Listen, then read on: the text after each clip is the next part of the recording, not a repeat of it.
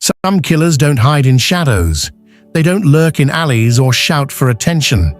They smile, they help, they blend in. Neighbors, co-workers, friends you trust with your life.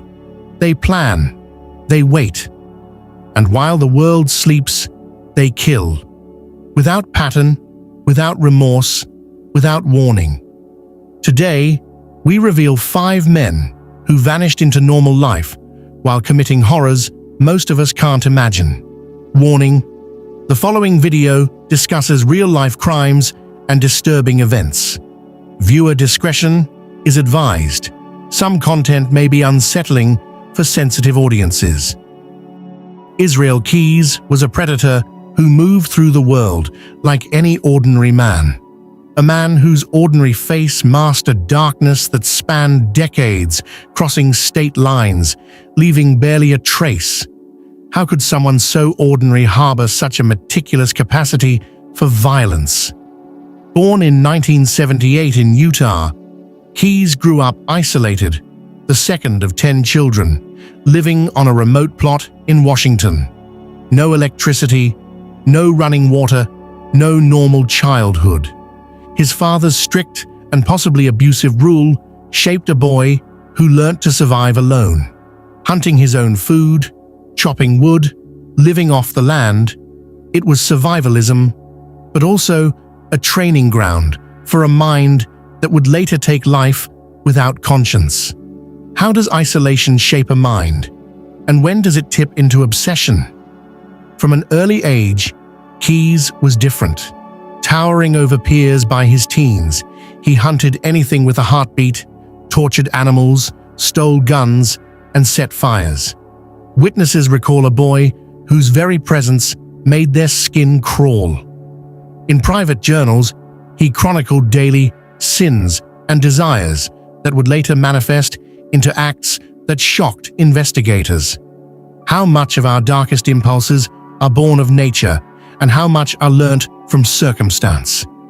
By his late teens, Keyes' life shifted. Military service took him overseas, where he tested boundaries and honed his skills in observation and control. But it was after discharge that his true pattern emerged. He began targeting strangers with precision, carefully planning abductions and killings, traveling across the United States to commit crimes, and vanishing without a trace. He buried caches of weapons, tools, and money in advance, ready for his next move. This was strategy, patience, obsession. Keyes' confirmed victims were few, but brutal. In Vermont, he abducted and killed a couple, using a kit he had hidden years earlier. In Alaska, he kidnapped a young worker, taking her life in a meticulously planned sequence. Beyond these, Keyes hinted at countless others, and authorities suspect he claimed far fewer than he actually killed. His victims were random, ordinary strangers, chosen not for motive, but opportunity. How can a mind operate with such cold calculation, yet appear so ordinary to the world?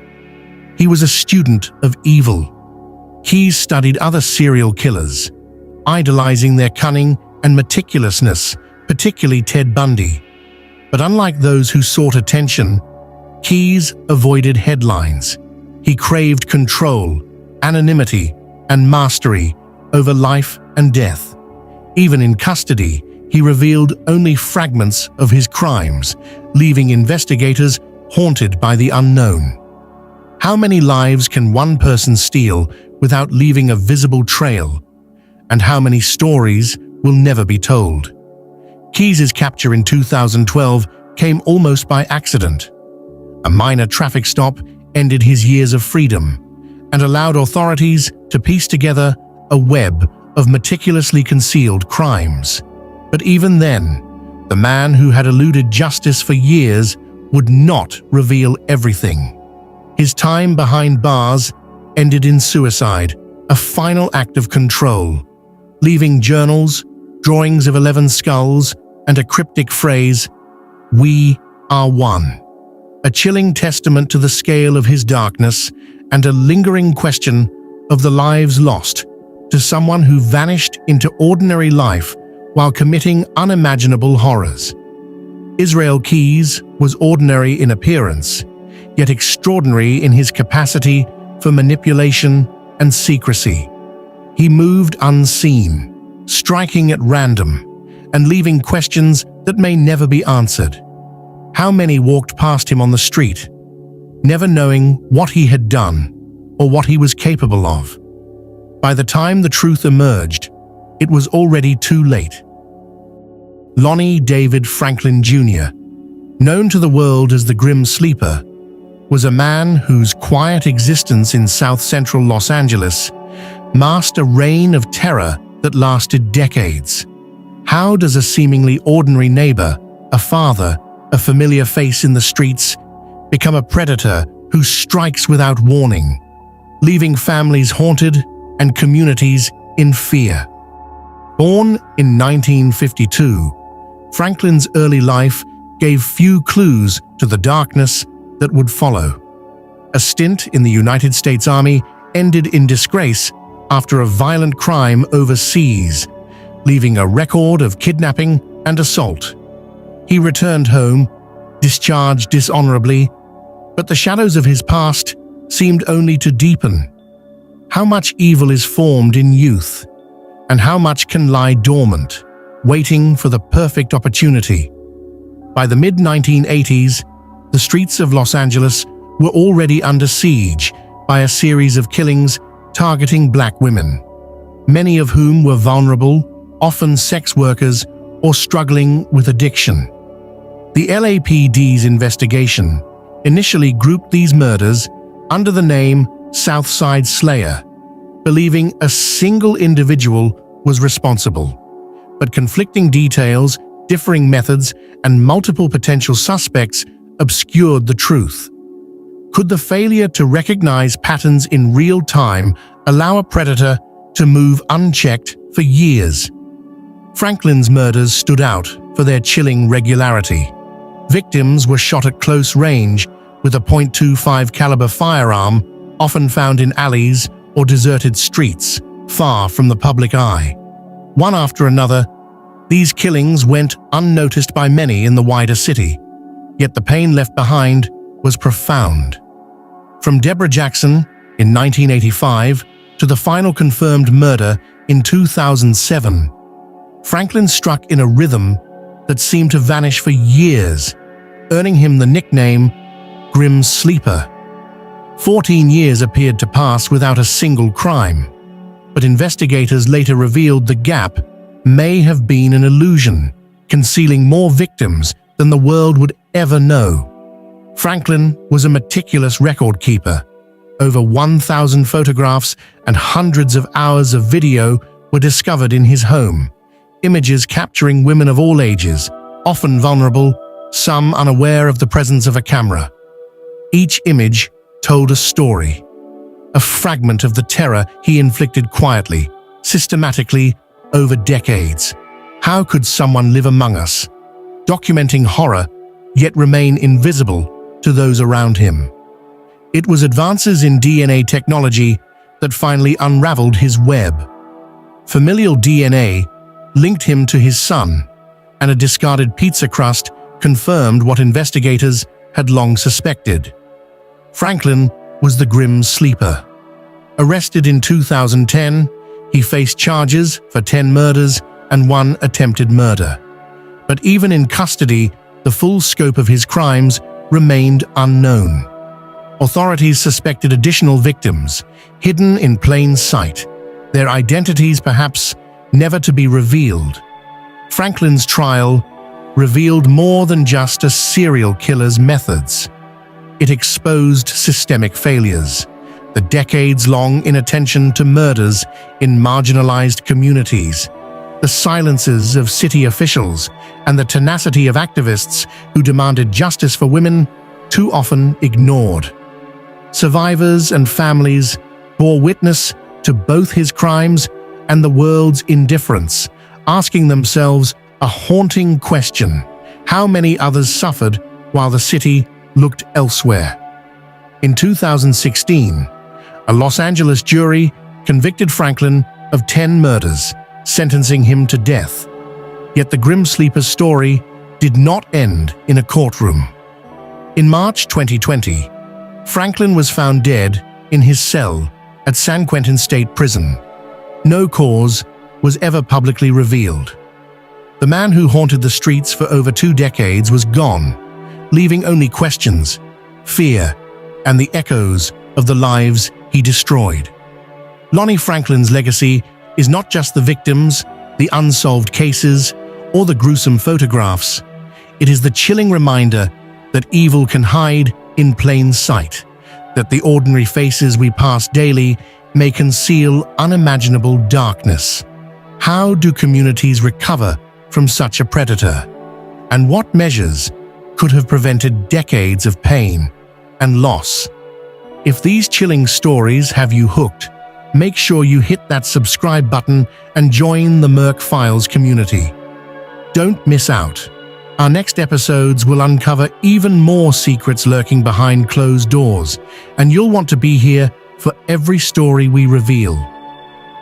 Charles Edmund Cullen, a name that evokes disbelief, a man sworn to save lives, a nurse entrusted with the most vulnerable, yet responsible for a trail of death spanning over 16 years.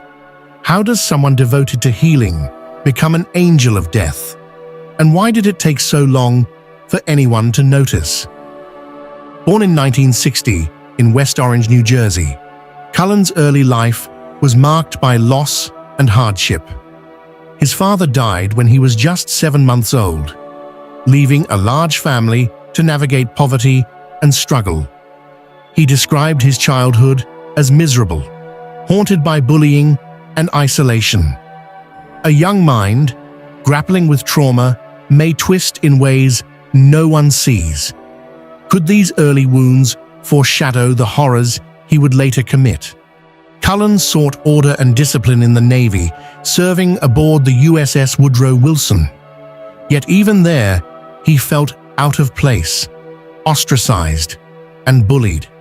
He exhibited strange behaviors, like showing up to work at the missile controls in surgical attire, as if trying to inhabit a role that only he understood. Reassigned, he attempted suicide multiple times, and by 1984, he was discharged, carrying unresolved darkness with him. By 1987, Cullen became a nurse, starting at St. Barnabas Medical Center. It was here that the first of many patients met mysterious deaths, overdoses of digoxin, insulin, or other medications. Cullen would move from hospital to hospital, often leaving as suspicion grew, yet never facing accountability. Over and over, he infiltrated wards of the sick and fragile, undetected. Do we trust too easily in systems that promise safety? Cullen's pattern was both chilling and calculated. He would target patients, often those whose lives were at risk, though not always terminal. Some were improving and expected to recover, yet Cullen intervened with lethal injections. The hospitals rarely questioned the deaths. Administrators feared lawsuits, peers were hesitant, and the law provided little enforcement. In some cases, he was even rewarded for his work. How many lives were lost because protocol and oversight failed to protect the most vulnerable? By 2003, Cullen's trail could no longer be ignored. Suspicious overdoses at Somerset Medical Center exposed a pattern too blatant to dismiss. Arrested in December, Cullen confessed to at least 40 murders, though investigators suspect the true number may be far higher, possibly hundreds. For 16 years, he had walked unnoticed among the sick, trusted to save lives, while secretly choosing which patients would survive. Cullen's motivations were complex and disturbing. He claimed he wanted to spare patients from suffering or prevent the chaos of a code blue emergency. But in reality, many victims were stable, on the mend, and oblivious to the danger lurking in the hands of the man caring for them. His crimes were impulsive, yet executed with a calm precision that left hospitals blind to the pattern until too late. How can we reconcile such selective cruelty with the very oath meant to preserve life? Sentenced in 2006 to 18 consecutive life terms, without parole in New Jersey and additional life sentences in Pennsylvania, Cullen will never walk free. Yet the damage he inflicted reverberates through the families of his victims, hospitals, and the medical system itself. In a strange twist, Cullen even donated a kidney to save a young boy, raising unsettling questions about the nature of redemption and the human capacity for contradiction. His case prompted reform. States across the U.S., including New Jersey and Pennsylvania, implemented new laws to improve hospital accountability and protect patients, ensuring employee histories and suspicious deaths are scrutinized more rigorously. Cullen's shadow forced a reckoning. Systems must be vigilant, because sometimes the monster wears scrubs. Charles Cullen's story is a haunting reminder that evil can exist where we least expect it, in places meant to heal, in hands we trust. How many lives could have been spared, and how many more might suffer when trust is exploited? In the end, Cullen's legacy is not just the lives he ended, but the system he exposed and the lessons that continue to protect the living from the angel of death, who hid in plain sight. In the shadows of New York and New Jersey, a name would emerge that terrified the communities he haunted: Richard Francis Cottingham. Born in 1946 in the Bronx, Cottingham was the first of 4 children. A quiet, unassuming teenager, he excelled in track and cross country, yet behind the polite facade lurked a fascination that would later take a dark and violent turn. From a young age, he was drawn to imagery of restraint and control, interests that would eventually merge with his growing obsession with young women. After high school, Cottingham took a job at Metropolitan Life Insurance, where his father worked as a vice president. Later, he moved to Blue Cross Blue Shield, becoming a computer operator. To colleagues, he seemed ordinary, quiet, polite, and professional. In 1970, he married and fathered 3 children, creating a picture-perfect family life. But beneath the surface, Cottingham's desires grew more dangerous, and early brushes with the law, minor theft, a DUI, and dismissed assault charges hinted at the predator he was becoming. Throughout the 1970s, Cottingham targeted young women, many in vulnerable positions. He would approach them in bars, on streets, or even at malls, offering rides or companionship. Once alone, he restrained and terrorized them, leaving lasting trauma. In 1980, 18-year-old Leslie Ann Odell survived one such attack. She recalled how Cottingham restrained her with handcuffs, threatened her with knives, and subjected her to cruel treatment, telling her she had to endure what others had.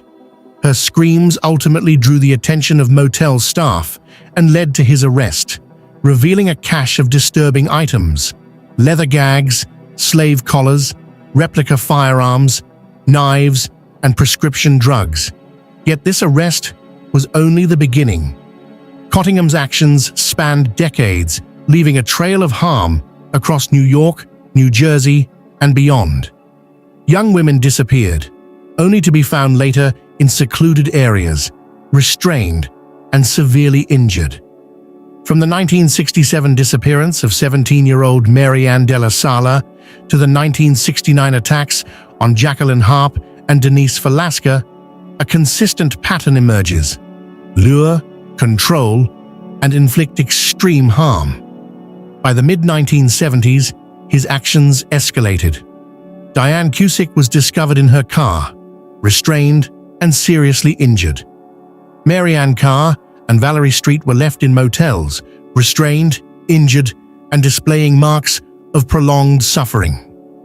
Didi Goudazi, an Iranian immigrant, endured days of confinement and abuse before being discovered in a Manhattan motel, her body bearing clear signs of torment. In New Jersey, young women like Lorraine Marie Kelly and Mary Ann Pryor were found bound together, beaten, and left in wooded areas, their injuries revealing the terrifying extent of Cottingham's cruelty. Cottingham's ability to evade capture for years left law enforcement struggling to connect the dots.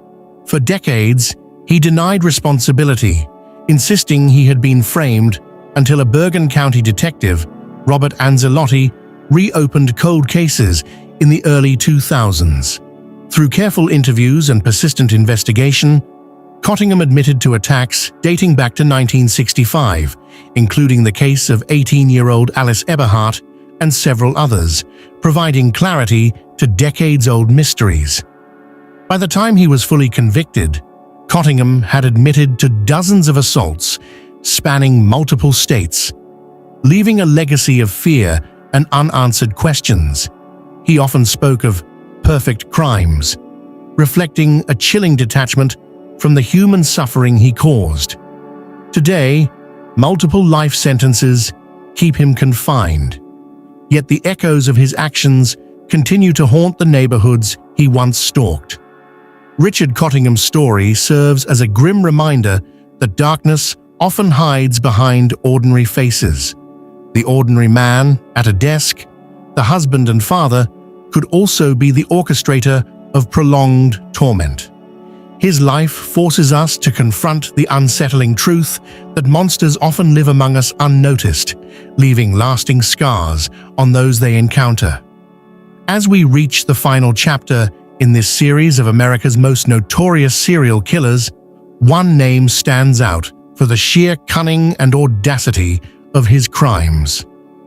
In the late 1970s, a man with a charming smile and an uncanny ability to blend in moved through the shadows of New York and California, leaving fear and unanswered questions in his wake.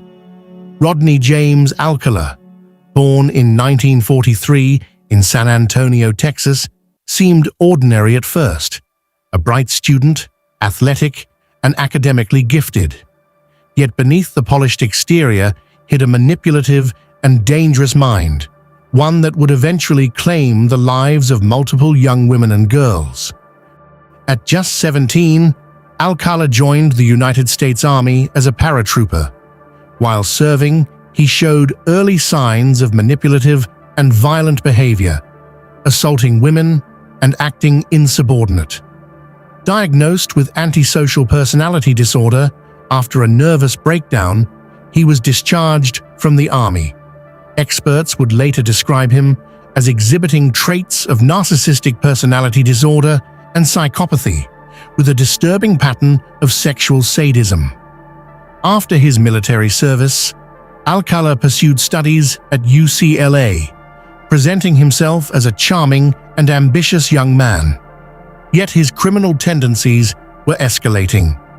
In 1968, he lured an 8-year-old girl, Tali Shapiro, into his apartment, where she was brutally attacked and left in a coma for over a month. Despite this, Alcala avoided long-term incarceration and was paroled, setting the stage for an even more violent spree. In the 1970s, Alcala's crimes expanded across multiple states. In New York, he murdered Cornelia Crilly, a flight attendant, and in California, he began a string of murders that would eventually earn him the nickname the Dating Game Killer, after appearing on the popular television show in 1978 while actively committing his crimes. He lured women under the guise of photography, building trust before assaulting and killing them. Alcala's victims included women and teenage girls whose lives were tragically ended. Jill Barcombe, Georgia Wickstead, Charlotte Lamb, Jill Parenteau, and Robin Samso were just a few of the individuals he targeted. Many were arranged after death, photographed, and left in locations that suggested both control and a disturbing sense of planning. One survivor, 15-year-old Monique Hoyt, escaped after Alcala attacked her in 1979, providing crucial testimony that led to his arrest. Despite repeated arrests and convictions, Alcala's manipulative nature extended even to the courtroom. During his third trial in 2010, he acted as his own attorney, questioning himself and attempting to distract the jury from the mounting DNA evidence. Nevertheless, the jury found him guilty of 5 counts of first-degree homicide, and he was sentenced to death. His actions were later linked to additional individuals through photographs and DNA evidence, revealing a chilling pattern of behavior that spanned decades. Even after conviction, Alcala's past continued to come to light. Investigators identified numerous photographs of women and children, some of whom may have been additional targets, though their identities remain unknown. Following his death in 2021 at age 77, while on California's death row, more alleged survivors came forward, recounting attacks decades earlier. Rodney Alcala's life serves as a stark reminder that evil often hides behind ordinary appearances. Charming, intelligent, and seemingly normal, he was capable of unimaginable cruelty. His story is not just about the lives he ended, but also the psychological manipulation, the missed warnings, and the lasting trauma he left behind.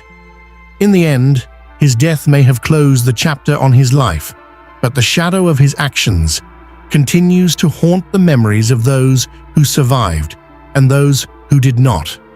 From Israel Keyes to Lonnie Franklin, Charles Cullen, Richard Cottingham, and finally Rodney Alcala, these 5 killers show how evil can hide behind ordinary faces.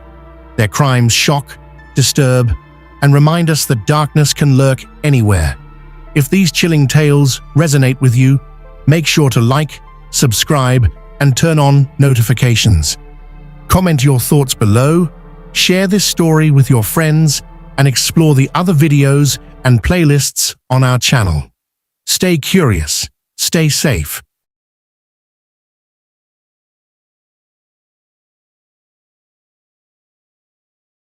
Some men betray trust, exploit innocence, and commit acts so heinous, even prison becomes too small to contain their consequences.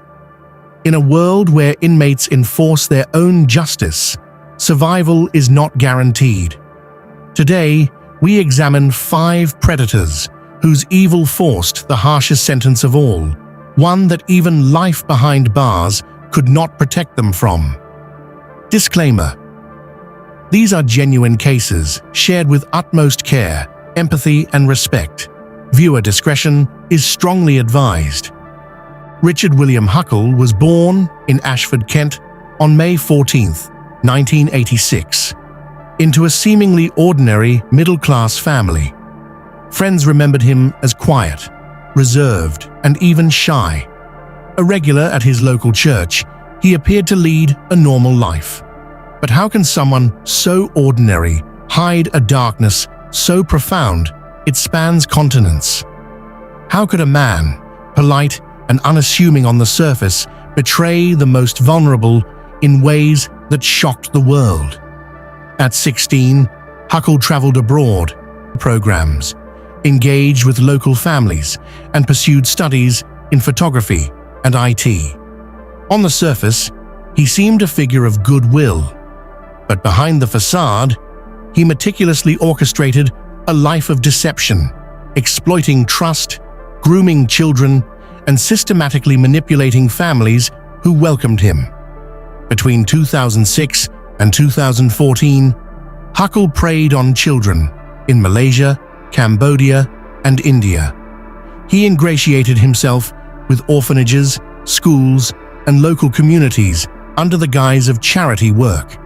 He manipulated families, built relationships, and documented his actions in secret records. His crimes involved calculated abuse, coercion, and betrayal, leaving a trail of devastation in the communities he entered.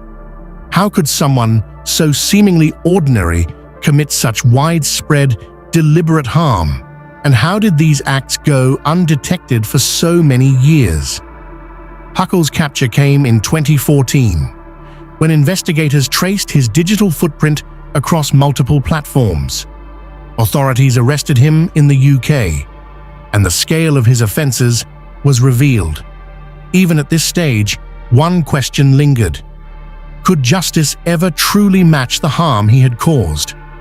By 2016, Huckle faced 91 charges related to the systematic exploitation of children, grooming, and manipulation. The court revealed the calculated long-term nature of his offences. He pleaded guilty to 71 charges. Judge Peter Rook QC described the crimes as unprecedented in scale, noting that while Huckle expressed some regret, there was no genuine remorse. He was sentenced to life imprisonment, with a minimum term of 25 years before parole eligibility.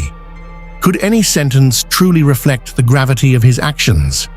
Prison, however, would become a stage for a form of justice beyond the courtroom.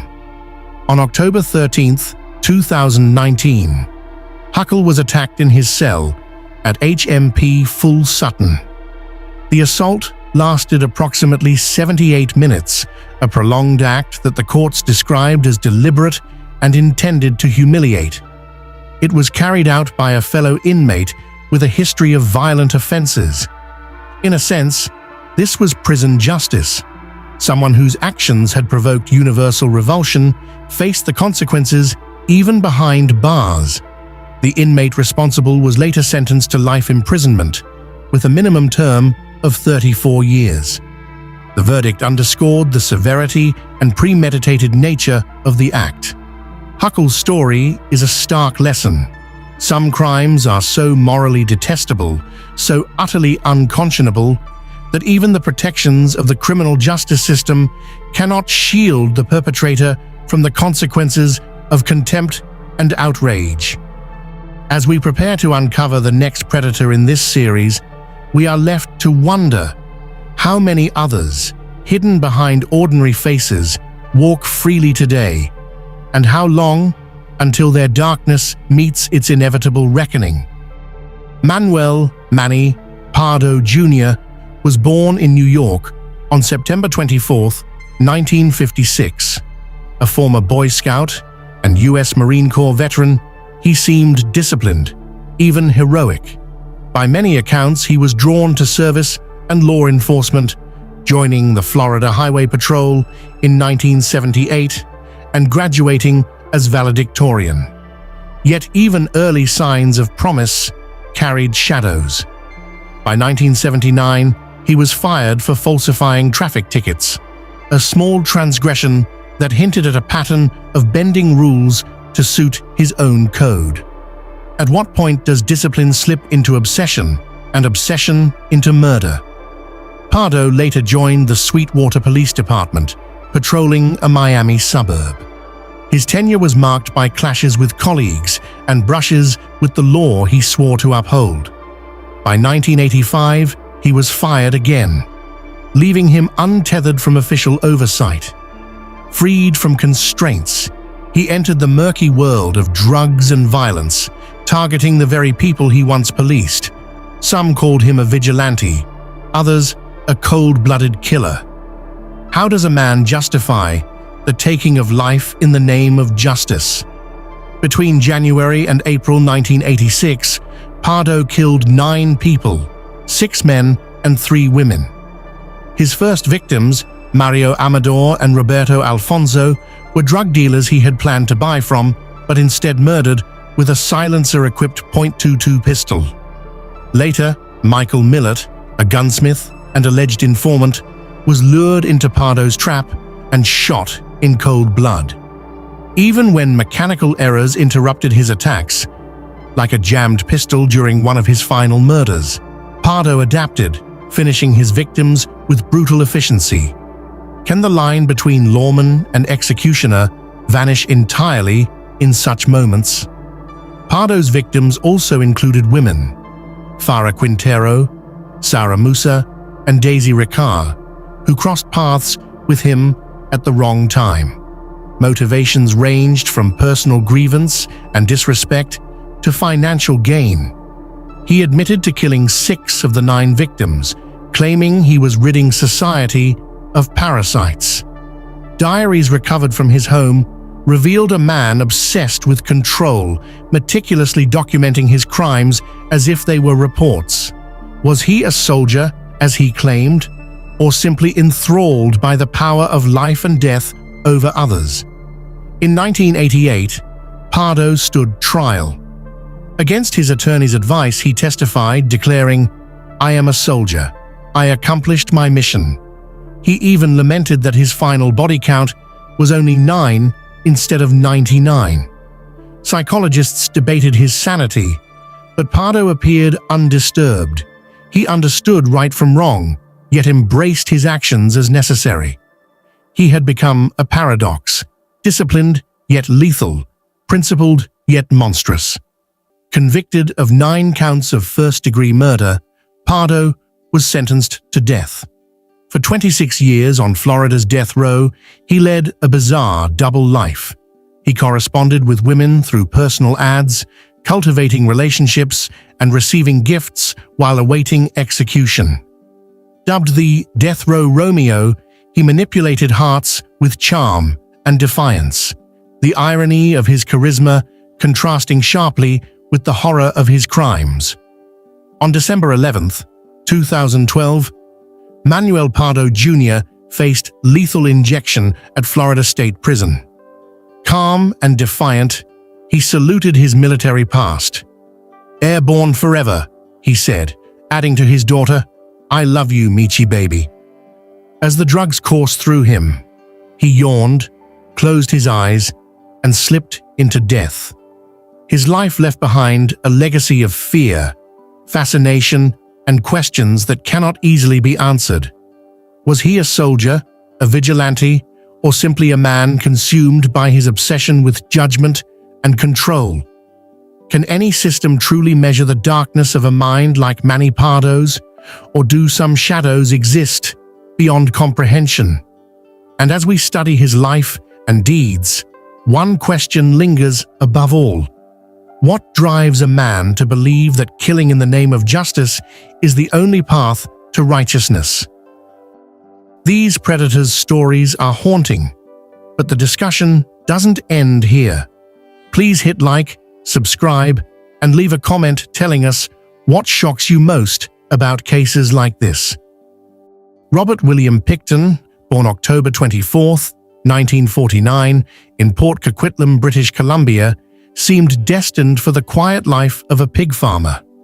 Raised alongside his brother on a sprawling family farm, Pickton's childhood was far from ordinary.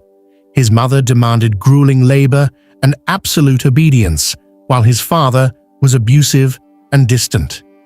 He and his brother grew up surrounded by manure, pigs, and hard work, earning Robert the humiliating nickname Stinky Piggy. A childhood shaped by strict discipline and deprivation. Could it have planted the seeds for something far darker? As a young man, Pickton struggled academically and left school early, taking up work as a meat cutter before returning to the family farm.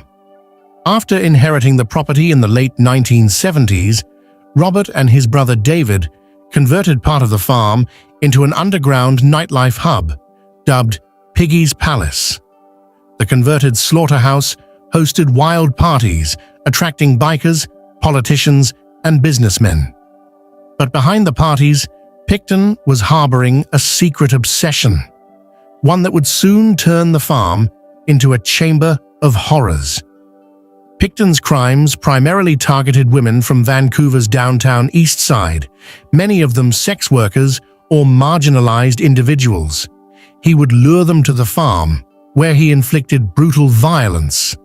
Some victims were strangled, stabbed, or handcuffed. Some were killed and then fed to his pigs, while other evidence suggested he may have ground human remains into pork sold to the public. It is believed Pickton murdered at least 26 women, though he confessed to an undercover RCMP officer that the total could be 49. A number so staggering, it forced a reckoning not just with the man, but with a society that failed to protect its most vulnerable. Picton's first brush with attempted murder came in 1997, when Wendy Lynn Eistetter survived a violent attack on the farm. He stabbed her multiple times and restrained her, yet she managed to escape. Shockingly, due to her unstable testimony and drug issues, charges were eventually stayed, allowing Picton to continue his deadly spree. While he hosted parties and flaunted a public persona, he was quietly building a collection of horrors undetected by authorities despite multiple tips and searches. In 2002, the net finally closed. Police executed a search warrant and discovered personal items of missing women at Picton's property. Excavations revealed human remains, some buried, some in freezers. Evidence suggested gruesome experimentation, a cocktail of murder, mutilation, and animal consumption. Items seized from his home included a loaded .22 revolver with a dildo over the barrel, night vision goggles, handcuffs, and syringes, a chilling glimpse into his methods and perverse creativity. Picton's trial began in 2006, and he pleaded not guilty to 27 counts of first-degree murder. The jury later found him guilty on 6 counts of second-degree murder in December 2007, while the remaining charges were stayed.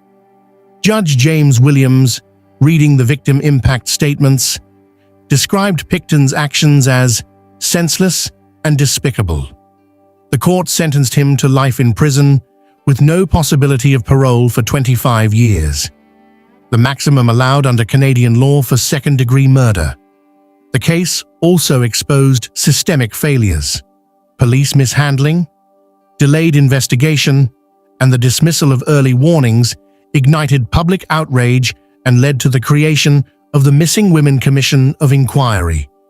Families of victims expressed grief and anger, highlighting the disproportionate risk faced by Indigenous women and sex workers in Vancouver.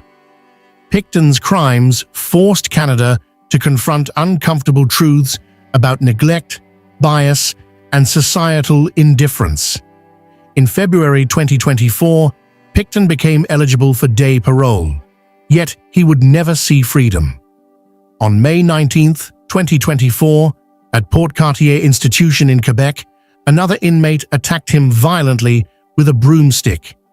Airlifted to a hospital, Picton remained on life support until his death on May 31st. Justice, delayed for decades, finally caught up, but only through the hand of another prisoner, who later claimed he acted on behalf of Picton's victims. Robert Picton's life is a haunting study in darkness hidden behind mundane facades, a man who appeared ordinary yet harbored monstrous impulses. His crimes challenged the justice system, shocked the public, and left a trail of questions that linger even now. How did he evade capture for so long? Could more lives have been saved? And perhaps most haunting of all, how many victims will we never know? Lost to the pigs, the earth, and a society that looked away. Billy Kipkorir Kemamir arrived in the United States chasing stability, opportunity, and a second chance. Born on December 8, 1972, in a small Kenyan village, he was one of 29 children in a large polygamous household. His father was a respected village chief and farmer. To many back home, Billy was quiet, reserved, and even generous. No one imagined the name would later be linked to one of the most chilling serial murder cases in Texas history. In 2003, Kemamir immigrated to the U.S., settling in North Texas. He trained as a caregiver through a senior living agency connected to his family and obtained permanent residency. On paper, his life appeared ordinary: caregiver, an occasional car salesman, a man blending into the background. But beneath that surface, something darker was taking shape, and the people who would pay the price were among society's most vulnerable. Chemamir's victims were elderly, mostly women in their 80s and 90s, living alone or in retirement communities. According to investigators, he posed as a maintenance worker or medical professional, using calm authority to gain trust and access. Once inside, police say his motive was robbery. Jewelry would vanish, and soon after, the victim would be found dead. At first, many of these deaths were ruled natural. That assumption would prove devastating. Between 2016 and 2018, at least 22 elderly people were attacked across Dallas, Plano, Frisco, and surrounding areas. Most were smothered quietly with pillows, a method that left little obvious evidence and mimicked natural causes. One victim survived. That survival would unravel everything. On March 19, 2018, 91-year-old Mary Bartell regained consciousness after being attacked in her apartment at a Plano retirement community. She remembered a man telling her, "Go to the bed. Don't fight me." Her survival was not luck. It was a turning point. She gave police a description, and for the first time, the pattern had a face. The very next day, officers arrested Chemamir at his home. As they watched, he discarded a jewelry box into a dumpster. Inside, investigators found items linked to another woman, 81-year-old Luthi Harris, who was discovered dead that same evening. The timeline was impossible to ignore. One survivor, one arrest, one final victim uncovered in real time. But the deeper police looked, the worse it became. Detectives began re-examining dozens of deaths previously labeled natural. Jewelry traced to Chemamir appeared in online sales. Trespassing arrests under false names surfaced. In some facilities, staff had raised concerns, but the deaths kept being dismissed. How many lives might have been saved if the pattern had been recognized sooner? Chemamir was indicted for 22 murders and accused of killing at least 18 elderly women. Yet, despite the scale, the legal process moved slowly. His first trial in 2021 ended in a mistrial after the jury deadlocked. Families waited and waited. Would justice slip away again? In April 2022, Chemamir was finally convicted of murdering Luthi Harris and sentenced to life in prison. Later that year, he was convicted again for the murder of 87-year-old Mary Brooks, another life sentence. Prosecutors ultimately chose not to pursue the death penalty, and the remaining charges were dismissed, leaving many families devastated. How do you measure justice when the number of victims outweighs the convictions? Then came the final chapter. On September 19, 2023, Billy Chemamir was killed inside his prison cell at the Caulfield unit in Texas. His cellmate, already serving a lengthy sentence for a violent crime, was charged in the attack. Authorities later revealed that Chemamir had allegedly made disturbing comments involving the cellmate's children. The outcome was swift and fatal. Chemamir died at 50 years old. No parole, no release, no further trials, but the questions remain. How did so many deaths go unnoticed for so long? Why were warning signs ignored? And what does this case reveal about how society views the elderly, especially elderly women living alone? Billy Chemamir didn't break into homes. He was invited in, trusted, overlooked. And that may be the most unsettling truth of all. Because sometimes, the most dangerous predators don't force their way inside. They're welcomed. Some predators hide in the shadows, others wear a badge. Gerard John Schaefer Jr. was sworn to protect the public, a sheriff's deputy trusted with authority, credibility, and access. But behind that uniform was a man prosecutors would later describe as one of the most profoundly disturbed individuals they had ever encountered. His case would force investigators to confront a horrifying question. What happens when the system itself becomes the predator's greatest weapon? Born in 1946, Schaefer's early life was marked by instability. Frequent relocations, a volatile household, and an overbearing father shaped a childhood he later described as turbulent. Outwardly, he appeared functional, intelligent, athletic, even ambitious, but internally, darker fixations were already taking root. By adolescence, Schaefer had developed violent fantasies centered on domination and control, fantasies that would intensify rather than fade with time. By the late 1960s, Schaefer attempted to build a respectable life. He pursued teaching, married twice, and briefly worked in education. But his inability to function within boundaries became clear. He was dismissed from multiple teaching posts for arrogance, erratic behavior, and inappropriate conduct. Authority, it seemed, was not something he respected. It was something he wanted to be. That desire found its outlet in law enforcement. In 1971, Schaefer became a police officer in Florida. Almost immediately, concerns emerged. He abused access to police databases, targeting women for personal contact under the guise of official duty. Instead of being stopped, he simply moved on, forging recommendations, slipping through background checks, and securing a deputy position in Martin County.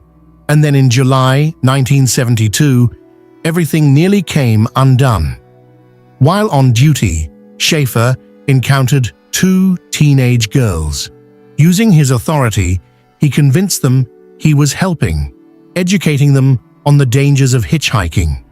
Instead, he drove them into a remote wooded area, restrained them, and left them bound while he departed on police business. The girls escaped only because of extraordinary endurance and chance. When Schaefer returned and found them gone, he called his superiors, framing the incident as a misguided lesson. It was a moment that should have ended his freedom permanently. It didn't. Through a plea deal, Schaefer served less than a year in jail and was released on probation. He walked free, angry, humiliated, and unmonitored. And within weeks, two teenage girls vanished. Susan Place and Georgia Jessup were last seen leaving a home in Fort Lauderdale with a man calling himself Jerry Shepard. That man was Gerard Schaefer. Days turned into weeks, weeks into silence. Their case went cold until a mother refused to let it stay buried. In April 1973, human remains were discovered in a remote wooded park. The evidence told a grim story: restraint, prolonged captivity, and deliberate effort to conceal what had happened. Dental records confirmed the identities. Place and Jessup were gone, but they were not alone.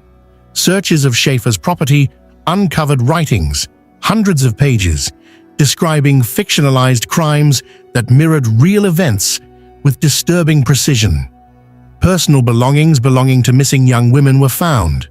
Photographs, weapons, items that no innocent explanation could fully account for. Investigators began to suspect Schaefer wasn't responsible for just two murders, but many more. How many victims never came home? How many cases were dismissed because the suspect wore a uniform? In 1973, Schaefer was convicted of 2 counts of first-degree murder and sentenced to life in prison. He would never admit guilt publicly. Instead, he wrote endlessly: stories, letters, lawsuits, alternating between claiming innocence and quietly boasting in private correspondence. He taunted families, he antagonized inmates, and inside prison walls, his reputation followed him. Then, In December 1995, Gerard Schaefer was found dead in his cell, stabbed repeatedly, silenced permanently. Officials cited a dispute with another inmate, but rumors persisted that Schaefer had informed on others, that his crimes had made him untouchable even among the condemned. Justice, it seemed, had arrived, not in a courtroom, but behind bars. Yet even in death, questions remain. Was Schaefer responsible for dozens of murders, or did he exaggerate to inflate his own myth? How did systemic failures allow him repeated access to victims, and how many warning signs were ignored because the man raising them was the law? Gerard John Schaefer didn't just betray public trust, he weaponized it, and that betrayal may be his most disturbing crime of all. These predators thought they could outsmart justice, but prison proved some evil is too dark to survive. Their fates leave us uneasy, questioning, and reminded that justice often has its own way. Behind bars, the very cruelty they inflicted on others became their own undoing, a chilling testament to the limits even the most ruthless cannot escape. If this story left an impression on you, take a moment to like, share, and subscribe so more can witness the full truth. And as always, stay curious, stay safe.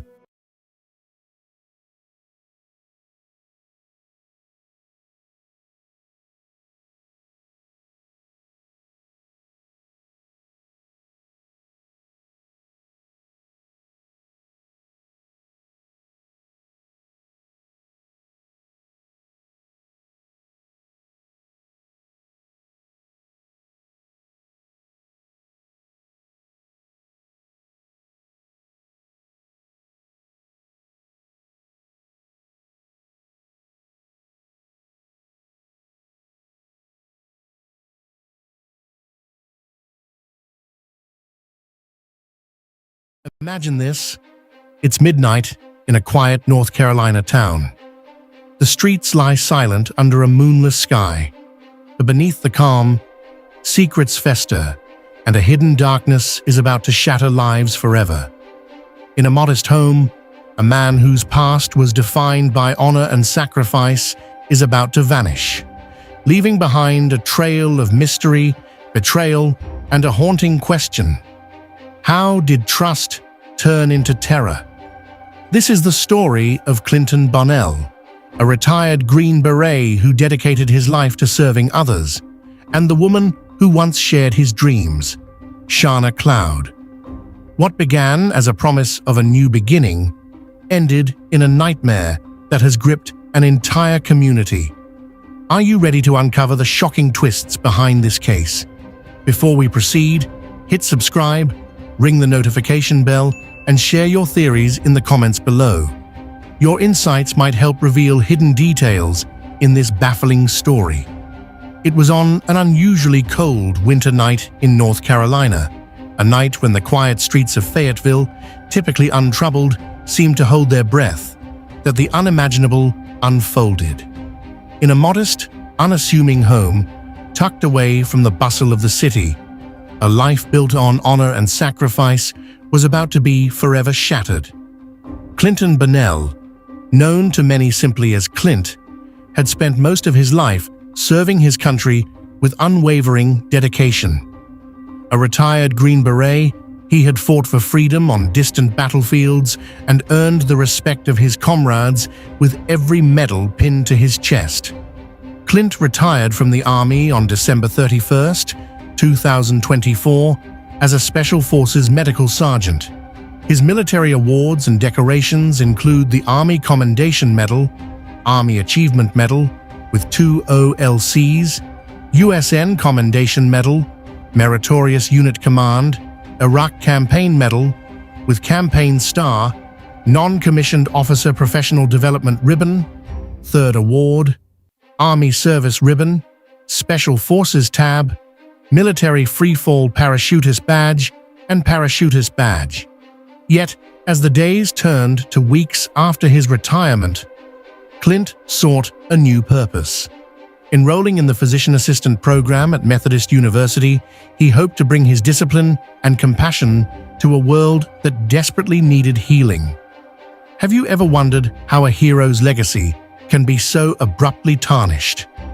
Friends and family recalled his gentle nature, his unwavering sense of duty, and his commitment to making a difference in the lives of those around him. But beneath this portrait of valor, dark currents were stirring. In the weeks leading up to that fateful night, whispers of marital discord began to circulate. Clint had met with a respected lawyer on the evening of January 27, 2025, a meeting that, according to those close to him, marked the beginning of the end of his marriage. Later accounts revealed that during this confidential discussion, Clint was preparing to file for divorce from his wife, Shana Cloud. What would drive a person to the breaking point? For Clint, it was a painful yet resolute decision born out of years of silent suffering. For Shana, however, that revelation ignited a chain of events that would spiral into unimaginable tragedy. The following morning, January 28, 2025, brought an unsettling stillness. Clint, who was expected to attend his first class as a student at Methodist University, simply did not appear. Can you imagine the shock of his friends and professors as the hours turned into a day with no sign of him? Calls were made, concern grew, and soon a well-being check was arranged. When officers arrived at Clint's home, they found an eerie scene.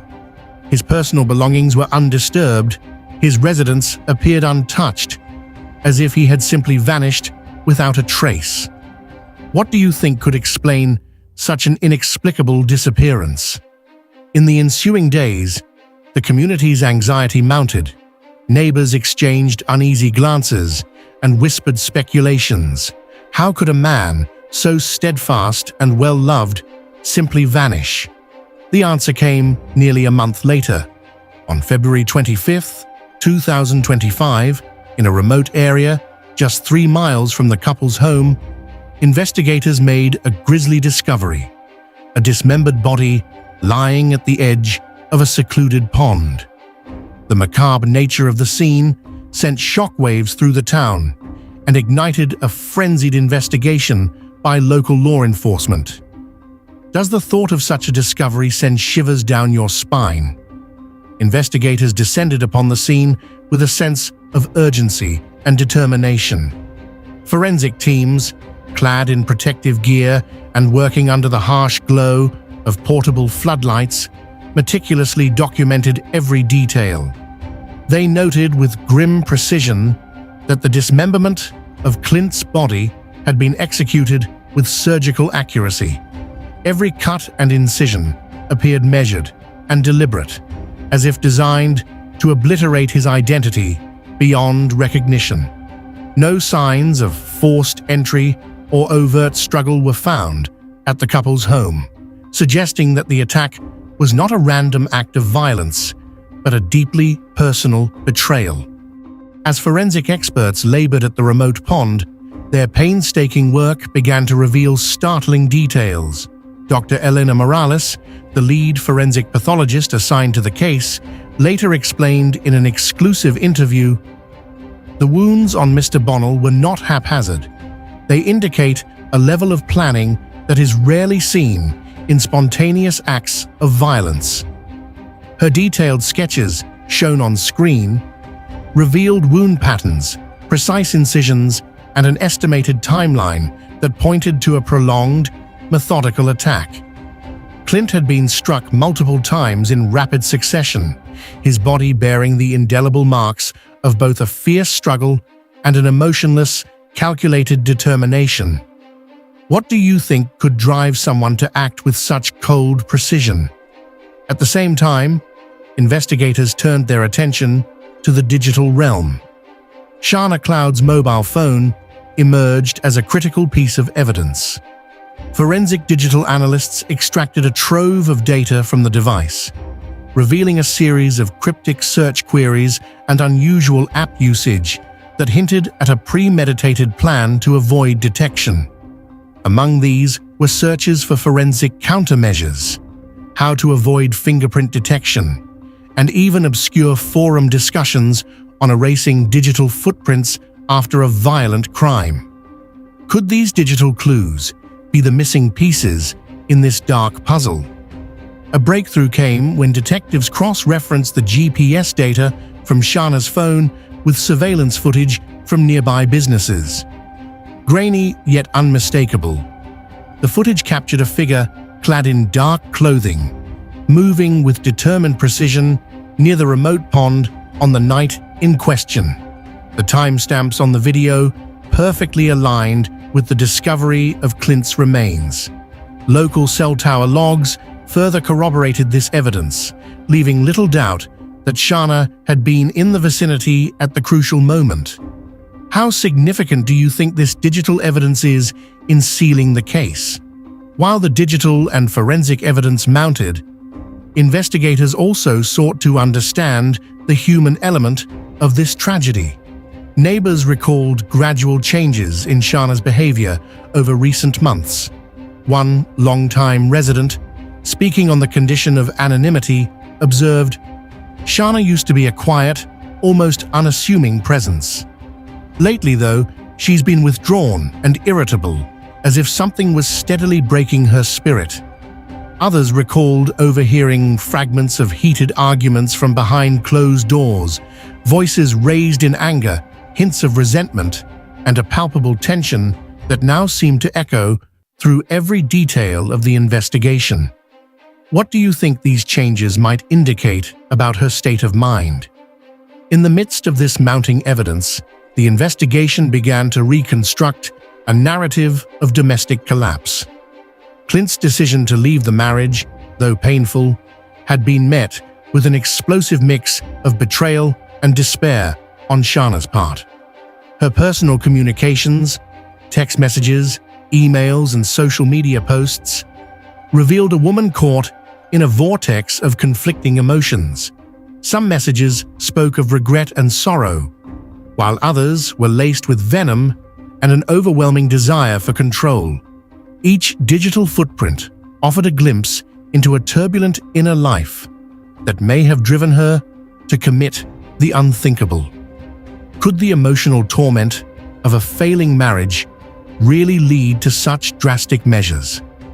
Detective Marcus Reynolds, a veteran with over 20 years on the force, summed it up during one of the daily briefings.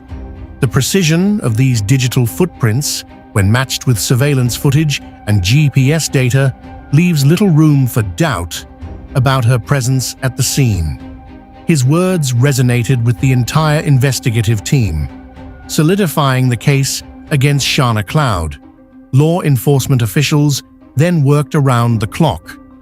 A dedicated task force was formed, comprising detectives, forensic specialists, and digital analysts, all united in the relentless pursuit of truth. Every piece of evidence, no matter how small, was meticulously gathered. Officers obtained search warrants for Shana's home and vehicle, securing everything from personal belongings to digital devices. This unprecedented coordinated effort was a testament to how determined investigators were to uncover every detail of that fateful night. During one pivotal briefing, Detective Reynolds recalled, "We had just finished correlating the digital data with surveillance footage. It became painfully clear. Every step she took that night was calculated. Our devices never forget, and neither does the evidence." How powerful is it to know that every digital interaction can become the key to solving a crime? Witnesses also added their voices to the growing chorus of evidence. A local store clerk, who had seen a woman matching Shana's description near the pond that night, described the figure as unsettling and out of place, almost as if she knew exactly where she was going. These first-hand accounts, combined with the overwhelming digital and forensic data, left little doubt that Shana Cloud was intimately involved in the events that led to Clint's tragic death. As the layers of evidence continued to accumulate, the investigation shifted from suspicion to certainty. By March 28, 2025, after weeks of exhaustive work, the case against Shana Cloud reached its critical juncture. In a move that reverberated throughout Fayetteville and beyond, Shana was arrested. The arrest was executed with precision and professionalism, ensuring that her rights were upheld even as she was taken into custody. Now, she faced charges of first-degree murder and concealment of death, charges that carried the possibility of capital punishment if she were convicted. The courtroom that followed became a stage for a dramatic reckoning. Every piece of evidence was presented with painstaking detail, from forensic reports that described the meticulous dismemberment of Clint's body to digital logs that traced Shana's every movement on that fateful night. Forensic experts testified about the chilling precision of the wounds, noting that they left little room for the possibility of an accidental or impulsive act. Digital experts demonstrated, with clear visuals, how Shana's mobile phone activity aligned perfectly with the timeline of events. The prosecution built an airtight case that was as damning as it was tragic. What do you think the jury will decide when confronted with such overwhelming evidence? In the midst of the courtroom drama, emotions ran high. Families who once admired Clint now struggled with an unbearable mix of grief and disbelief. Witnesses recounted the moments leading up to Clint's disappearance, describing him as optimistic, determined, and full of hope for a fresh start in healthcare. Their heartfelt testimonies served as a poignant reminder of the light that had been extinguished by the darkness of betrayal and loss. Throughout the trial, experts continued to shed further light on the evidence. Dr. Morales' detailed forensic analysis, coupled with incontrovertible digital data, painted a picture of a crime that was meticulously premeditated. Although the defense argued that the evidence was circumstantial, urging the jury to consider alternative explanations, each testimony and every piece of data reinforced the narrative of Shana's calculated involvement. Does the evidence, in your view, leave any room for doubt? Between the hours of testimony and the quiet moments in the courtroom, the nation watched with bated breath. News outlets, podcasts, and online forums buzzed with discussions. Hashtags like Now Cloud Case, Now Justice for Clint, and Fayetteville Murder trended across social media, reflecting deep public interest and emotional investment in a case that challenged conventional notions of trust and betrayal. Detective Reynolds later remarked, "We're not just looking at numbers or digital logs.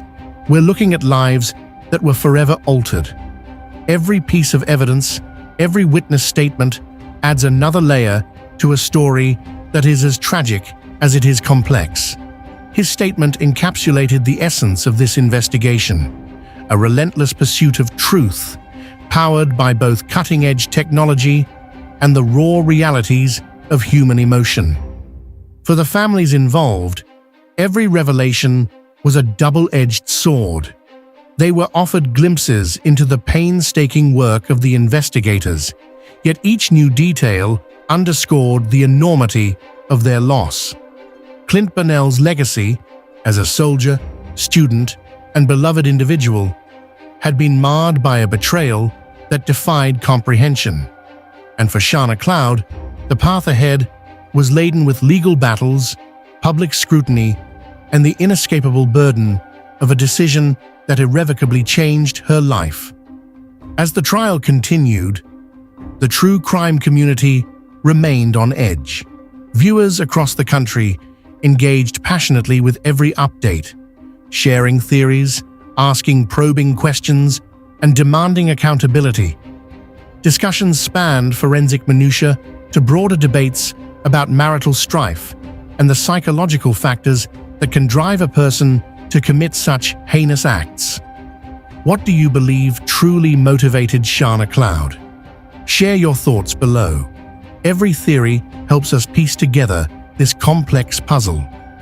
Before we move forward to the next chapter of this unfolding saga, be sure to subscribe to our channel and click the notification bell.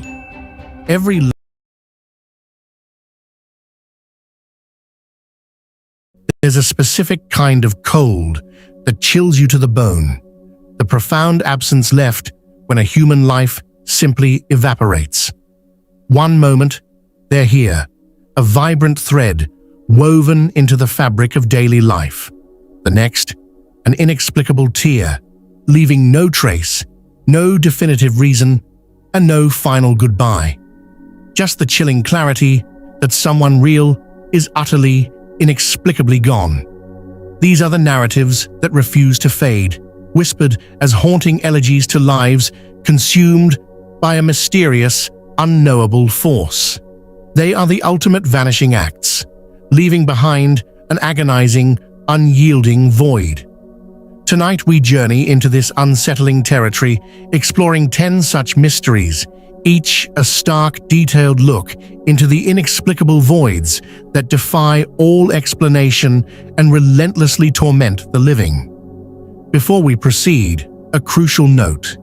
This video is for educational purposes, meticulously researched to explore these complex cases.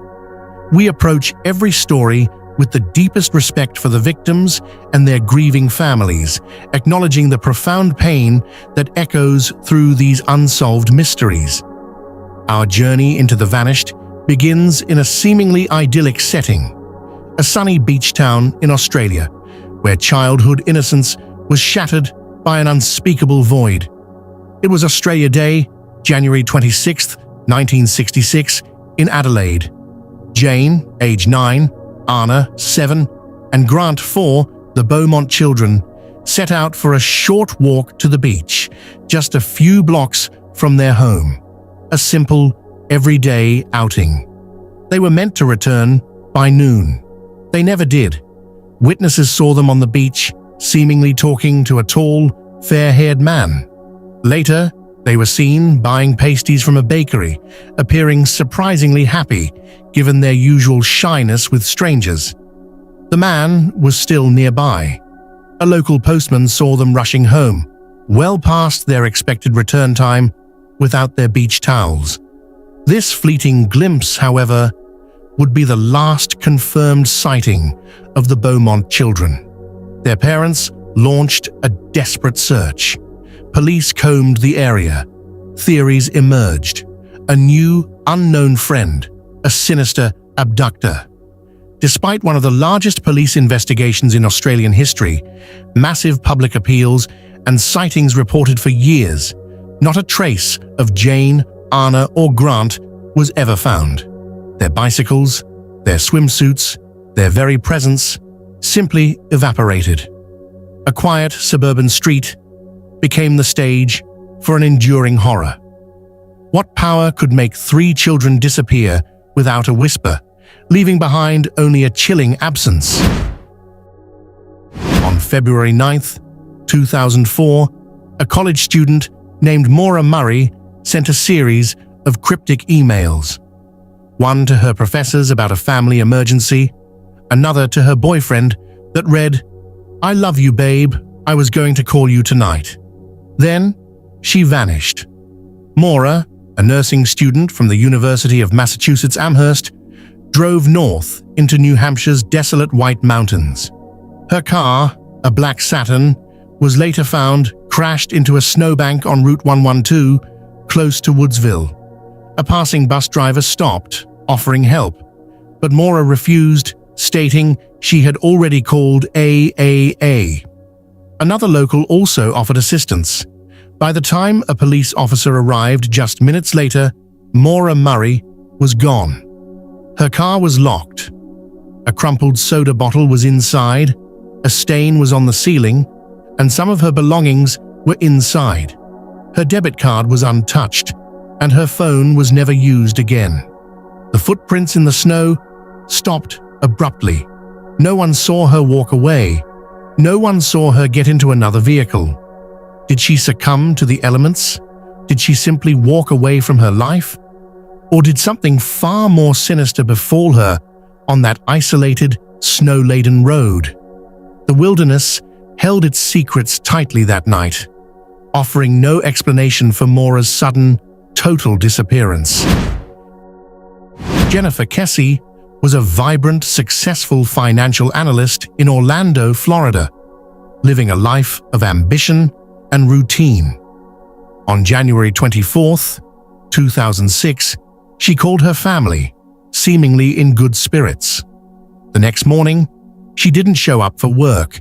Her bed was unmade, a towel on the floor, wet clothes in the washing machine, signs of a morning interrupted. Jennifer Kesey had simply vanished. Her car, a black Chevrolet Malibu, was found 2 days later, parked at an apartment complex about a mile from her home. The chilling discovery wasn't just the car, but what it offered, the single, tantalizing piece of visual evidence in her disappearance. Security cameras at the complex captured a figure, indistinct and obscured by fences, parking Jennifer's car and then walking away. The person's identity remains unknown, their face deliberately hidden from view. There were no signs of forced entry at her apartment, no struggle, and no ransom note. It was as if she walked out her door and was instantly erased. Every theory has been exhausted, every lead pursued to a dead end. Was she targeted? Was it a random act? The figure on the grainy surveillance video remains a spectral guardian of Jennifer's last known moments, an infuriatingly close brush with the truth that continues to mock investigators and torment her family. April 1, 2006 was no April Fool's joke for the family of Brian Schaffer, a promising medical student at Ohio State University. He went out with friends to the Ugly Tuna Saloona, a bar in Columbus's Arena District. He was seen on security footage entering the bar, but he was never seen leaving. The bar had only one public entrance exit point captured by surveillance cameras. Brian was caught on camera entering with friends around 1:15 a.m. His friends left at closing, expecting Brian to meet them, but he never did. The footage was meticulously reviewed. Every person entering and exiting was accounted for, except Brian. He simply wasn't there. It was as if he walked into a void, defying the laws of physics. The mystery deepened. His cell phone, initially active, ceased all pings hours after he was last seen, never to connect again. His credit cards are untouched. His life, poised for a future in medicine, abruptly halted. Was there a hidden exit? Did he somehow slip past the cameras, perhaps in disguise, or with someone else? Or did something unthinkable happen inside the bar before he could even attempt to leave? Brian Schaffer's disappearance remains a chilling testament to the notion that sometimes people can vanish without a trace, even under the watchful eye of technology. These cases remind us how fragile life can be. It's your curiosity and commitment to truth that keeps Merc Files going. We've hit an amazing milestone, and it's all thanks to you. To our incredible 132 subscribers, thank you for your support. If you haven't joined the Merc Files family yet, hit that subscribe button, like this video, and share your thoughts in the comments. Your engagement helps us bring these vital mysteries to light. In January 2013, Canadian tourist Elisa Lam checked into the infamous Cecil Hotel in downtown Los Angeles, a place with a dark, storied past. Just days later, she disappeared. Her last known moments were captured on a chilling hotel elevator surveillance video, a disturbing sequence that went viral worldwide. The footage shows Elisa behaving erratically. She presses multiple floor buttons, steps in and out of the elevator, peers nervously into the hallway and makes strange, almost frantic gestures. The elevator doors, for unexplained reasons, remain open for an unusually long time, only to close after she finally leaves the frame. It's a performance of profound distress, leaving countless questions about who or what she was reacting to. Weeks later, hotel guests began complaining about low water pressure and discolored water. On February 19th, a maintenance worker investigating the complaints made a horrifying discovery. Elisa Lam's naked body floating inside one of the large water cisterns on the hotel's rooftop. Access to the roof was supposedly locked and alarmed, requiring staff keys. How did she get up there? How did she get into the tank? The official ruling was accidental drowning, with bipolar disorder as a contributing factor. But the circumstances, the video, and the sheer impossibility of her movements left a lingering, unsettling question. Was Elisa Lam truly alone in her final terrifying moments? The call came in the early hours of August 9th, 2013. Brandon Lawson, a 26-year-old father from San Angelo, Texas, had run out of gas on a desolate stretch of Highway 277. But his frantic 911 call painted a picture far more terrifying than a simple roadside breakdown. "I'm in the middle of a field," he stammered, pulled some guys over, the guys chasing. And here, the audio becomes unclear or indistinct. "To the woods, please hurry." Brandon had argued with his girlfriend, possibly under the influence of drugs, and was heading to his father's house. His brother, Kyle, drove out with gas, speaking to Brandon on the phone. Brandon sounded out of breath, claiming he was bleeding, and chillingly said, "I can see you, I'm right here," when Kyle arrived at the truck. But neither Kyle nor a responding deputy could see him. An active arrest warrant led Kyle to believe Brandon might be hiding from the police, a decision he would forever regret. For nearly a decade, Brandon Lawson's fate remained one of Texas's most haunting cold cases. His truck was found abandoned. His phone ceased all activity shortly after his desperate call. The wilderness offered no clues. Then, in February 2022, a search party located clothing near his last known location, leading to the discovery of human remains. On Christmas Day, 2024, DNA results finally confirmed the grim truth. The remains belonged to Brandon Lawson. The mystery of what happened to him on that dark highway and who or what he was running from endures, a final, horrifying testament to his last desperate words. Lars Mittank, a 28-year-old German man, was on holiday with friends in Golden Sands, Bulgaria, in July 2014. The trip was enjoyable until the last day, when a bar fight left him with an alleged injured jaw and ruptured eardrum. His friends flew home, but Lars, advised not to fly, stayed behind, checking into a cheap hotel near Varna Airport. That's when the paranoia began. He called his mother, whispering that people were trying to kill or rob him, begging her to cancel his credit cards. Hotel CCV captured him pacing frantically, looking out windows and hiding in an elevator. The next morning, July 8th, he headed to Varna Airport, hoping to finally fly home. At the airport, he consulted with a doctor who found him nervous and erratic. The doctor stated Lars was fine to fly. But then, a construction worker entered the office. Lars immediately began to tremble, yelling, "I don't want to die here. I have to get out of here." He then fled, abandoning all his luggage, his wallet, phone, and passport. Airport security cameras captured his final terrifying moments, sprinting out of the terminal, climbing a fence, and vanishing into an adjacent forest.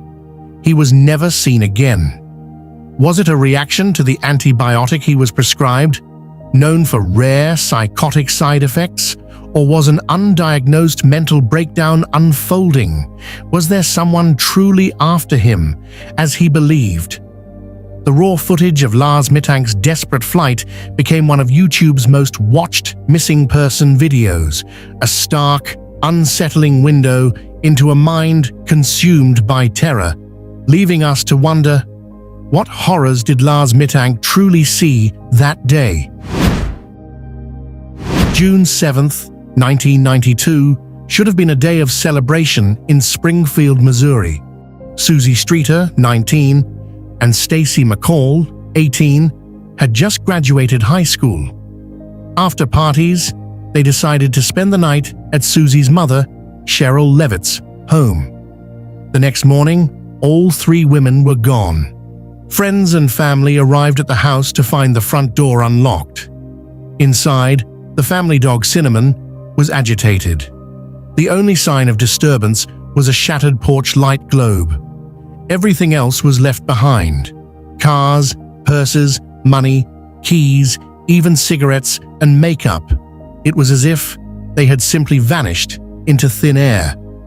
Adding to the chilling void, Stacy's mother, Janice, discovered a strange message on the answering machine when she called police from the home, a message she accidentally erased while fumbling with the unfamiliar device.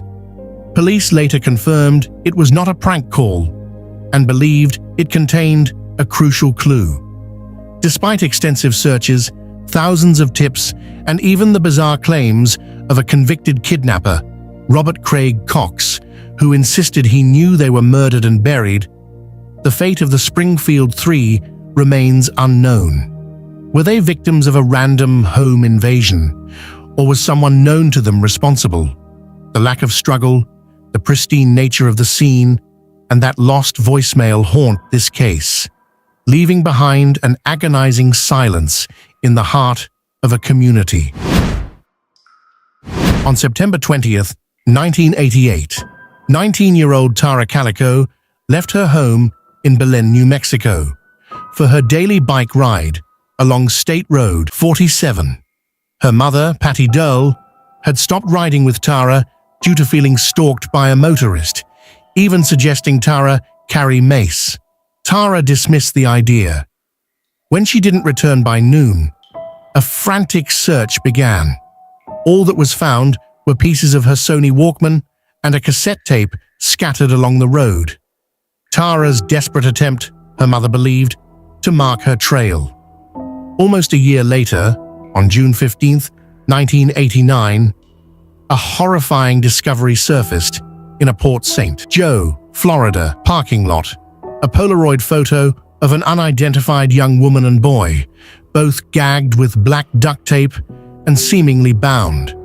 The woman who found it said a white windowless Toyota van had been parked there. When the photo was broadcast, family friends believed the woman resembled Tara. Patty Dole, seeing a scar on the woman's leg identical to Tara's and a copy of Tara's favorite book nearby, was convinced it was her daughter. International analyses were split. Some confirmed it was Tara, others disagreed, and the FBI was inconclusive. While the boy in the photo was later identified as another missing child whose remains were found elsewhere, the image of the gagged young woman remains a chilling, unconfirmed link to Tara's fate.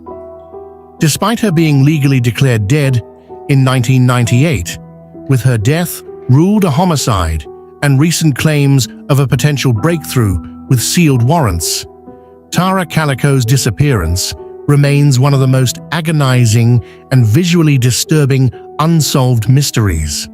What truly happened on that bike path? And who took that horrific photograph? Ray Gricar was a respected figure, the district attorney of Center County, Pennsylvania, for 2 decades. On April 15, 2005, just months before his planned retirement, he called his girlfriend to say he was driving through Brush Valley. He never returned.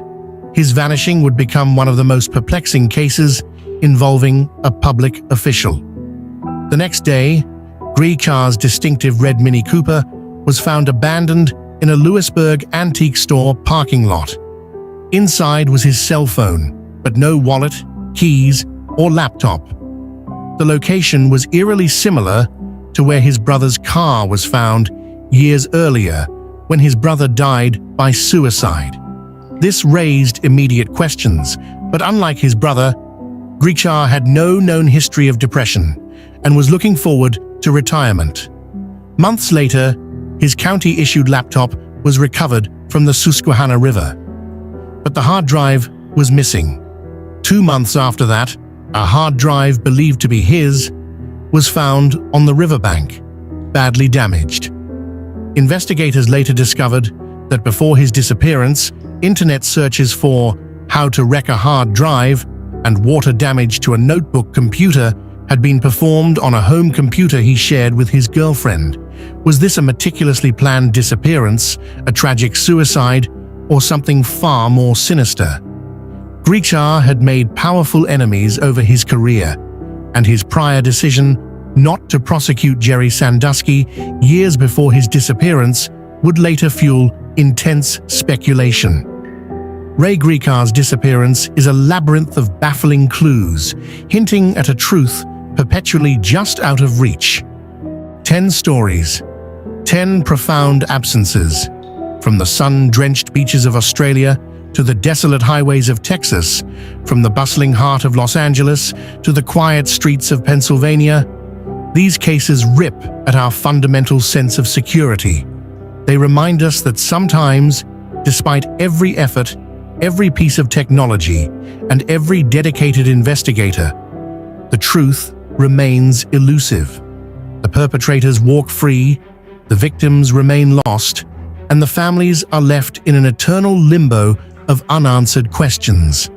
At Merck Files, we believe that keeping these stories alive is crucial.